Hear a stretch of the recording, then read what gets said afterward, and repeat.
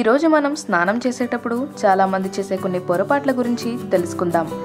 సాధారణంగా ప్రతిరోజు అందరూ స్నానం చేస్తారు. అయితే స్నానం చేసే చిన్న పని కూడా మీరు సరైన పద్ధతిలో చేయట్లేదని మీకు తెలుసా? అవును, స్నానం చేసేటప్పుడు చేసే కొన్ని పొరపాట్లు మీ జుట్టుకి, చర్మానికి కూడా చాలా హాని చేస్తాయి. నిజానికి మీ చర్మాన్ని ఆరోగ్యంగా ఉంచుకోవడానికి కొన్ని సింపుల్ రూల్స్ని ఖచ్చితంగా పాటించాల్సిన అవసరం ఉంది.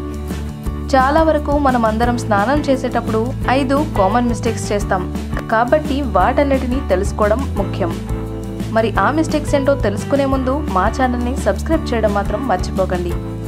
మొదటిది, హాట్ వాటర్, వేడి నీళ్ళు. వేడి నీళ్ళ వల్ల చర్మం డ్రైగా, పొరలుగా మారుతుంది. మన చర్మాన్ని హైడ్రేటెడ్గా, స్మూత్గా ఉంచడానికి అవసరమైన ఎసెన్షియల్ ఆయిల్స్ని వేడి నీళ్లు పోగొడతాయి. ఇక హాట్ వాటర్ రక్త ప్రవాహాన్ని పెంచుతుంది. ఫలితంగా ఇది మంట, దద్దుర్లకు దారితీస్తుంది. కాబట్టి ఈసారి స్నానం చేసేటప్పుడు వేడి నీళ్లు 140 డిగ్రీల ఫారెన్హీట్ లేదా 60 డిగ్రీల సెల్సియస్ హీట్కి బదులుగా 95 డిగ్రీల ఫారెన్హీట్ లేదా 35 డిగ్రీల సెల్సియస్ ఉండేలా చూసుకోండి. బాగా వేడి నీళ్లతో తలస్నానం చేస్తే జుట్టు రాలడం మరియు చుండ్రు సమస్యలు తలెత్తడానికి అవకాశం ఉంటుంది. కాబట్టి తలస్నానానికి గోరువెచ్చని నీటిని ఉపయోగించడం మంచిది. రెండవది, ఎక్కువసేపు స్నానం చేయడం. హాట్ వాటర్తో ఎక్కువ సమయం స్నానం చేయడం వల్ల చర్మం చాలా డ్రైగా మారుతుంది. ఫలితంగా చర్మంపై దురద, దద్దుర్లు వంటివి వస్తాయి. స్నానం చేయడానికి గరిష్ట వ్యవధి 10 నిమిషాలు. ఇది మీ ఆరోగ్యానికి చాలా మంచిది. అయితే స్నానం చేయడానికి సరైన వ్యవధి 7 నిమిషాలు.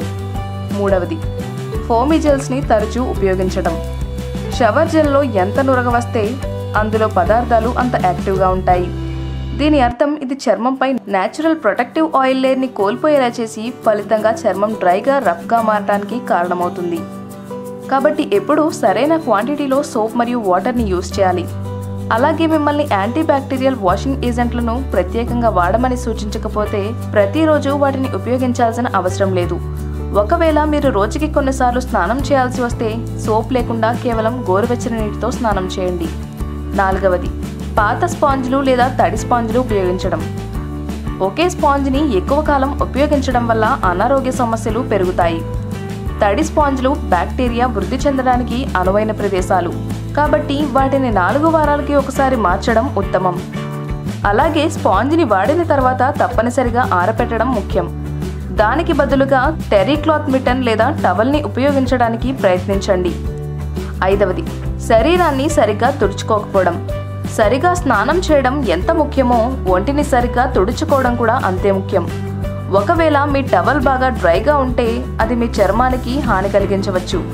ఎల్లప్పుడూ సాఫ్ట్ టవల్తో మీ బాడీని తుడుచుకొని మీ స్కిన్ని కొద్దిగా తడిగా ఉంచండి. దాని తర్వాత మీకు ఇష్టమైన క్రీమ్ లేదా బాడీ లోషన్ని ఉపయోగించండి. ఇది మీ చర్మాన్ని స్మూత్గా, ఆరోగ్యంగా ఉంచుతుంది. దీనితో పాటు మీ టవల్ని 3 లేదా 4 రోజులకు ఒకసారి వాష్ చేసుకోండి. ఎందుకంటే టవల్ అనేది బ్యాక్టీరియా మరియు జెర్మ్స్కి పర్ఫెక్ట్ హోమ్. అలాగే 3 సంవత్సరాలకు ఒకసారి టవల్ని మార్చడం కూడా మర్చిపోకండి. ఈ వీడియో కనుక మీకు నచ్చినట్లయితే లైక్ చేసి షేర్ చేయండి. మరిన్ని లేటెస్ట్ అప్డేట్స్ కోసం మా ఛానల్ని సబ్స్క్రైబ్ చేయండి.